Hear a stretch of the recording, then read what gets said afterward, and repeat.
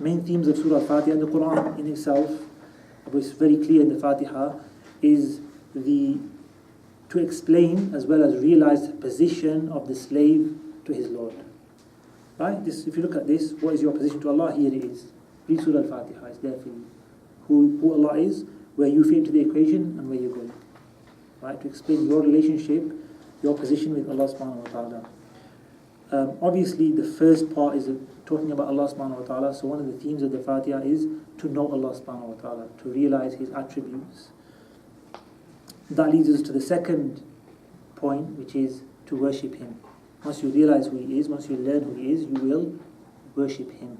Not only worship Him, but there's an idea of recompense there. You know you are required to worship Him. You know you have a duty to worship Him. It's not an option. And the last part, or the last theme, which is very, we should realize in the Fatiha every time we read the Fatiha, is our neediness to Allah subhanahu wa ta'ala. إِيَّاكَ نَعْبُدُ وَإِيَّاكَ نَسْتَعِينُ اهْدِنَا الصِّرَاطَ الْمُسْتَقِيمَ. When you read that, you should really try and feel how much you need Allah subhanahu wa ta'ala. You alone you seek aid from. Guide us.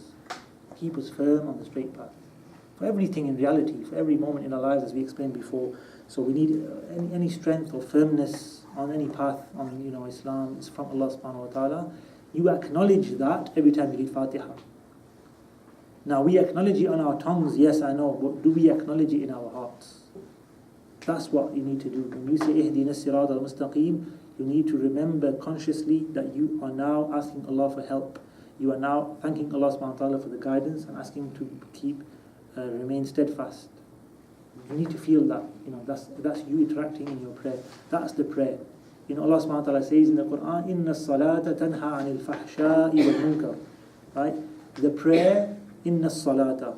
Surely, verily, the prayer forbids, prohibits, pushes you away from al-fahsha, nudity, filth, wal munkar, and evil. One of the scholars was asked by a student, people pray, but it doesn't prevent them from nudity and evil. And he said, because they don't pray the prayer of the Quran. They don't pray the salah mentioned in the Quran. They don't pray the salah which Allah says, Inna salata, surely the prayer. They don't pray that prayer. They pray their own prayer. If they were praying the prayer that Allah is referring to in the Quran, then they wouldn't be doing these bad things. So this is, look at ourselves. Okay, we're doing the actions of the prayer, but are we praying the prayer that Allah is referring to in the Quran?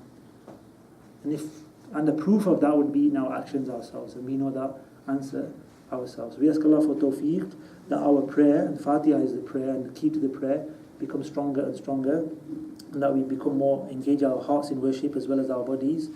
Walhamdulillah Rabbil Alameen, wa sallallahu wa sallam baraka ala Sayyidina Muhammadin wa ala alihi wa sahbihi ajma'in.